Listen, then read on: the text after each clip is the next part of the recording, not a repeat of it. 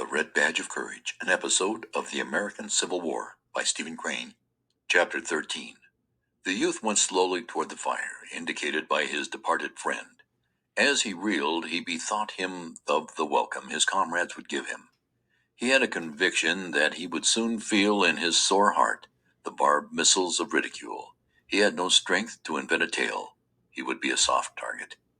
He made vague plans to go off into the deeper darkness and hide, but they were all destroyed by the voices of exhaustion and pain from his body.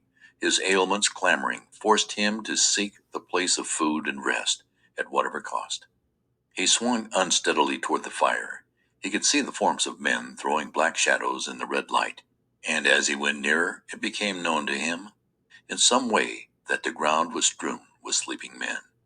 Of a sudden, he confronted a black and monstrous figure. A rifle barrel caught some glinting beams. "Halt! Halt!" He was dismayed for a moment, but he presently thought that he recognized the nervous voice. As he stood tottering before the rifle barrel, he called out, "What? Hello, Wilson. You here?" The rifle was lowered to a position of caution, and the loud soldier came slowly forward. He peered into the youth's face. "That you, Henry?" "Yes, it is. It's me." "Well, old boy," said the other. "By Ginger, I'm glad to see you.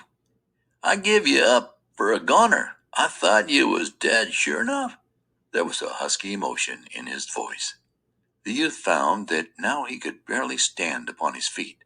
There was a sudden sinking of his forces. He thought he must hasten to produce his tale to protect him from the missiles already at the lips of his redoubtable comrades. So, staggering before the loud soldier, he began, Yes. I've had an awful time. I've been all over. Why, over on the right? Terrible fighting over there. Had an awful time. I got separated from the regiment. Over on the right. Got shot in the head. I never see such fighting. Awful time. I don't see how I could have got separated from the regiment. Got shot, too." His friend had stepped forward quickly. "What? Got shot? Why didn't you say so first, poor old boy? We must have hold on a minute. What am I doing? I'll call Simpson." Another figure at that moment loomed in the gloom. They could see that it was the corporal. "Who you talking to, Wilson?" he demanded. His voice was anger-toned. "Who you talking to? You the damnedest sentinel. Why, hello, Henry. You here? Why, I thought you was dead 4 hours ago. Great Jerusalem, they keep turning up every 10 minutes or so.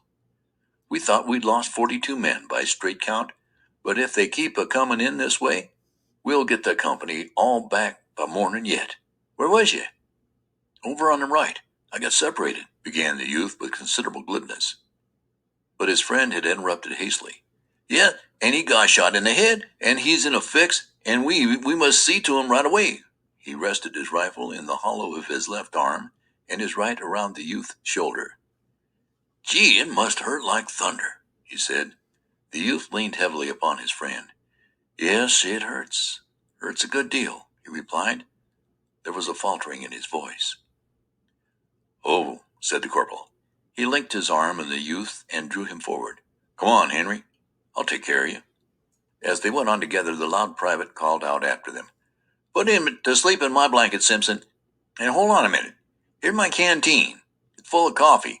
Look at his head by the fire and see how it looks. Maybe it's a pretty bad one. When I get relieved in a couple of minutes, I'll be over and see to him." The youth's senses were so deadened that his friend's voice sounded from afar, and he could scarcely feel the pressure of the corporal's arm. He submitted passively to the latter's directing strength. His head was in the old manner hanging forward upon his breast. His knees wobbled. The corporal led him into the glare of the fire. "Now, Henry," he said, "let's have a look at your old head." The youth sat down obediently, and the corporal, laying aside his rifle, began to fumble in the bushy hair of his comrade. He was obliged to turn the other's head so that the full flush of the firelight would beam upon it. He puckered his mouth with a critical air. He drew back his lips and whistled through his teeth when his fingers came in contact with the splashed blood and the rare wound. Here we are," he said. He awkwardly made further investigations. "Just as I thought," he added presently. You been grazed by a ball. It's raised a queer lump just as if some feller had slammed you on the head with a club. It stopped the bleeding a long time ago. The most about it is that in the morning you'll feel that a number 10 hat wouldn't fit you, and your head'll be all head up and feel as dry as burnt pork. And you may get a lot of other sicknesses too by morning. You can't never tell. Still, I don't much think so. It's just damn good belt on the head and nothing more. Now you just sit here and don't move while I go rout out the relief. Then I'll send Wilson to take care of you." The corporal went away. The youth remained on the ground like a parcel. He stared with a vacant look into the fire. After a time, he aroused for some part, and the things about him began to take form. He saw that the ground in the deep shadows was cluttered with men sprawling in every conceivable posture. Glancing narrowly into the more distant darkness, he caught occasional glimpses of visages that loomed pallid and ghostly, lit with a phosphorescent glow. These faces expressed in their lines the deep stupor of the tired soldiers. They made them appear like men drunk with wine. This bit of forest might have appeared to an eternal wanderer as a scene of the result of some frightful debauch. On the other side of the fire, the youth observed an officer asleep, seated bolt upright, with his back against a tree. There was something perilous in his position. Badgered by dreams, perhaps, he swayed with little bounces and starts like an old toddy-stricken grandfather in a chimney corner. Dust and stains were upon his face. His lower jaw hung down as if lacking strength to assume its normal position. He was the picture of an exhausted soldier after a feast of war. He had evidently gone to sleep with his sword in his arms. These two had slumbered in an embrace, but the weapon had been allowed in time to fall unheeded to the ground. The brass-mounted hilt lay in contact with some parts of the fire. Within the gleam of rose and orange light from the burning sticks were other soldiers snoring and heaving, or lying death-like in slumber. A few pairs of legs were stuck forth, rigid and straight. The shoes displayed the mud or dust of marches, and bits of rounded trousers protruding from the blankets showed rents and tears from hurried pitchings through the dense brambles. The fire cracked musically. From it swelled light smoke. Overhead the foliage moved softly. The leaves, with their faces turned toward the blaze, were colored, shifting hues of silver, often edged with red. Far off to the right, through a window in the forest, could be seen a handful of stars lying like glittering pebbles on the black level of the night. Occasionally, in this low-arched hall, a soldier would arouse and turn his body to a new position, the experience of his sleep having taught him of uneven and objectionable places upon the ground under him.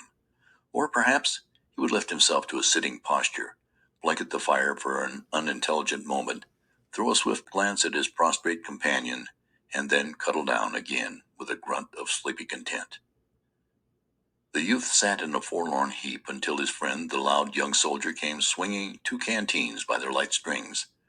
"Well now, Henry, old boy," said the latter, "we'll have you fixed in just about a minute." He had the bustling ways of an amateur nurse. He fussed around the fire and stirred the sticks to brilliant exertions. He made his patient drink largely from the canteen that contained the coffee. It was to the youth a delicious draught. He tilted his head afar back and held the canteen long to his lips. The cool mixture went caressingly down his blistered throat. Having finished, he sighed with comfortable delight. The loud young soldier watched his comrade with an air of satisfaction. He later produced an extensive handkerchief from his pocket. He folded it into a manner of bandage, and soused water from the other canteen upon the middle of it. This crude arrangement he bound over the youth's head, tying the ends in a queer knot at the back of the neck. "There," he said, moving off and surveying his deed. "You look like the devil, but I bet you'll feel better." The youth contemplated his friend with grateful eyes. Upon his aching and swelling head, the cold cloth was like a tender woman's hand. "You don't holler nor say nothing," remarked his friend approvingly. "I know I'm a blacksmith at taking care of sick folk, and you never squeaked. You're a good un, Henry. Most of the men would have been in the hospital long ago. A shot in the head ain't fooling business." The youth made no reply, but began to fumble with the buttons on his jacket. Well, come now, continued his friend. Come on. I must put you to bed and see that you get a good night's rest. The other got carefully erect, and the loud young soldier led him among the sleeping forms, lying in groups and rows. Presently he stopped and picked up his blankets. He spread the rubber one upon the ground and placed the woolen one about the youth's shoulders. There now, he said, lie down and get some sleep. The youth, with his manner of dog-like obedience, got carefully down like a crone stooping. He stretched out with a murmur of relief and comfort. The ground felt like the softest couch. But of a sudden he ejaculated, Hold on a minute. Where you going to sleep? His friend waved his hand impatiently. Right down here by you. Well, but hold on a minute, continued the youth. Where you going to sleep in? I've got your... The loud young soldier snarled. Shut up and go to sleep. Don't be making a damn fool of yourself, he said severely. After the reproof, the youth said no more. An exquisite drowsiness had spread through him. The warm comfort of the blanket enveloped him and made a gentle languor. His head fell forward on his crooked arm, and his weighted lids went softly down over his eyes. Hearing a splatter of musketry from the distance, he wondered indifferently if those men sometimes slept.